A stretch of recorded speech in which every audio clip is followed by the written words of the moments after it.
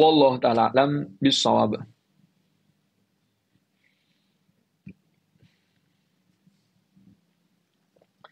Saya sudah melarang anak berpacaran.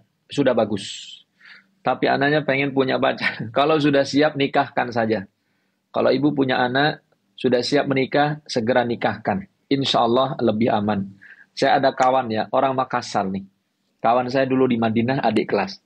Masya Allah. Ini mungkin bisa ditiru kalau sudah siap. Jadi dia punya kebiasaan turun-temurun dari kakeknya. Kawan saya ini luar biasa. Saya pengen seperti itu, belum Allah mampukan. Kawan saya ini, dulu ya, satu fakultas dulu. Kebiasaan dari kakeknya, setiap anak yang sudah lulus SMA, wajib nikah. Ini bagus ini, orang Makassar nih. Masya Allah, ini teman-teman mungkin yang orang Makassar ada di sini ya. Jadi kawan saya ini, dari bapak dia, lulus SMA, langsung nikah. Dia juga begitu, lulus SMA, langsung nikah. Oh bagus sekali. Dia gak ada kesempatan buat yang begitu-begituan. Nah, saya tanya, gimana nanti kerjanya? Nah, kata dia, oleh kakeknya, oh anak yang sudah SMP itu diajari berdagang. Diajari dagang, kemudian jaga toko, ada bisnis sejak SMP. Jadi sudah mandiri sejak SMP. SMP sudah bisa cari duit dan sebagainya.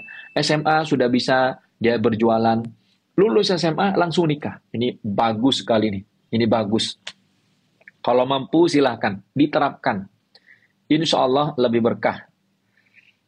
Sama kayak Mas Anas ya. Masya Allah. Mas Anas berarti nikahnya habis SMA. Jadi kawan saya ini Masya Allah, luar biasa. Saya juga, Masya Allah, saya kagum sama kawan saya ini. Jadi waktu saya masih main-main, ya, masih kuliah, main futsal, dia sudah gendong anak. Masya Allah, luar biasa. Bagus sekali. Kalau bisa diterapkan, bagus sekali.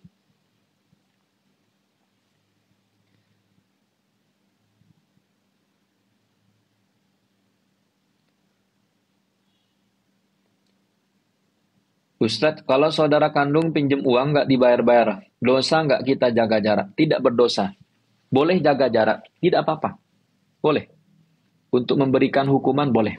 Rasulullah SAW pernah dihadirkan kepada beliau jenazah. Jenazah yang pertama tidak punya utang, maka Rasulullah salatkan. Jenazah yang kedua punya utang, Rasulullah nggak mau salatkan. Jadi ini teman-teman pentingnya kita menyelesaikan urusan sebelum ajal kita. Jadi selesaikan terlebih dahulu, apalagi dengan saudara. Berdoa kepada Allah, semoga segera diberikan kemampuan. Jika mantan suami tidak menaikkan anak, berdosa. Dia berdosa. Setiap hari dia berdosa. Setiap bulan dia berdosa. Anak di pondok setelah lulus mau dinikahkan saja, biar lanjut usaha. Oh bagus, bagus. Silakan bapak lanjutkan. Bagus sekali. Selesai SMA, kalau bisa menikah, nikahkan. Tidak apa-apa. Tidak apa-apa. Saya ada kawan ya, dari Pamekasan, Madura. Bagus sekali nih. Orang tuanya sudah paham agama, sudah ngerti sunnah. Masya Allah, bagus sekali. Jadi dia waktu kuliah sudah menikah. Jadi kalau berangkat kuliah itu suami istri. Jadi satu kampus, beda kampus sebelahannya. Dia berangkat suami istri, pulangnya suami istri. Cuma orang tuanya ini sama-sama paham. Sama-sama bersepakat. Jadi orang tuanya itu sudah paham, anaknya ini masih kuliah. Maka nafkahnya dibantu oleh orang tua. Jadi karena orang tuanya ya sudah paham dengan agama, sudah paham dengan sunnah, akhirnya dikontrakkan. Kontraknya dibayarin sama orang tuanya. Nggak apa-apa. Dibantu, tiap bulan dibantu. Sampai benar-benar mandiri, kemudian di stop supportnya. Bagus sekali, bagus. Jadi teman-teman kalau bisa menikah, segera menikah. Segera menikah. Kata Umar bin Khattab, la yamna'u ahadun aniz zawaj illa tnataini. Tidak ada yang menghalangi seorang laki-laki untuk menikah kecuali dua hal. Yang pertama, imma li ajzin au li fujurin. Yang pertama, karena dia lemah iman. Lemah iman ini dia suka bermaksiat sendiri, dia suka melihat aurat orang. Ini namanya lemah iman.